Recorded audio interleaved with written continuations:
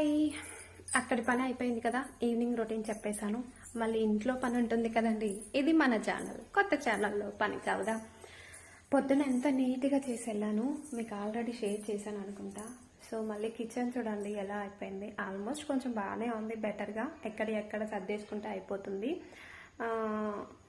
ఇల్లు వచ్చేసి పొద్దున్నే తుడిచేస్తున్నాను కాబట్టి నీట్గా ఉంది. లోపలికి వెళ్తే ఇంకా ఈరోజు బట్టలు అనేది ఏమీ లేదు.